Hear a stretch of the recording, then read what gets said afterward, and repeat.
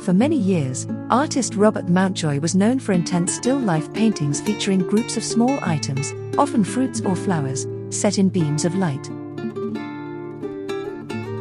He gave an illustrated talk about his work to the Southwest Academy in 2019, describing how a 2-decade-long obsession with small intense still-life paintings had evolved.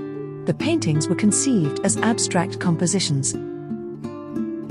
But the paintings became figurative, and as the series progressed, approached realism. Later that year, the painter exhibited with photographer Michael Carter at the Ariel Gallery in Totnes. Mountjoy's contribution was to be 21 of his still-life paintings. It created an opportunity to see and assess the work as a whole. The decade had seen the emergence of a signature style, but Mountjoy has expressed discomfort with this.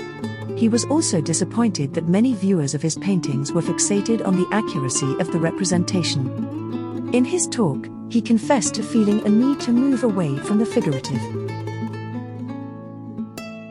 In the studio, he started a new sketchbook and filled it with small collages made from paper scraped with layers of acrylic paint. He cut these colorful and sometimes distressed sheets into irregular rectangles with convex sides. These were then reassembled as small, intimate collages. His fascination with the coming together of distinct forms, seen in the Still Life series, was now being celebrated. In a purely abstract way. He was thinking of using these sketches as plans for larger paintings, but he felt they lacked purpose, and the collection was put aside. That autumn, Mountjoy traveled to Spain to achieve a long-held ambition to see the classical architecture of Andalusia. He took a sketchbook and a camera. He returned with drawings and photos of Córdoba, Seville, Granada, and Rock.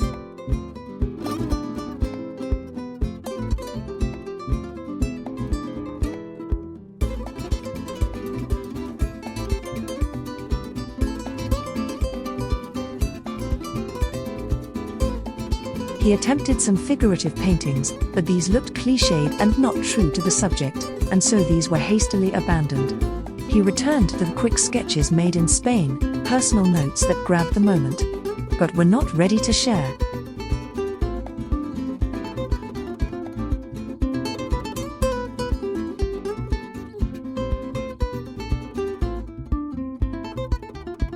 He reworked these on a larger scale, using a fine-point permanent pen. The process enabled him to emotionally return to his visit and find motifs that could drive a project forward. Looking back through his photographs to check details, he found a batch where he had accidentally nudged camera settings to wide angle and continued to shoot unaware of the mistake. The resulting images showed views through narrow streets with barrel distortion. These resonated with the abstract collages he had been experimenting with, and he made more in the colors that sang of Spain.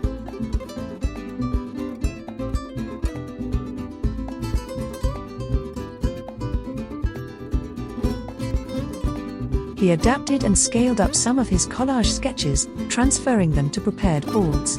These he painted with colors and textures of ancient brick and repaired stucco.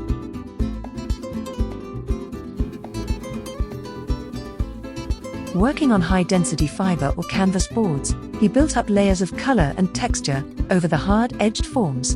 The colors became more intense as the series developed, and the stripped-down forms, less obviously architectural. The gaps between the closing forms were suggested by the narrow passageways that linked sunlit plazas. The paintings needed labels, and the artist titled each gap Spain, with a number that corresponded to its order in the series. These working titles remained.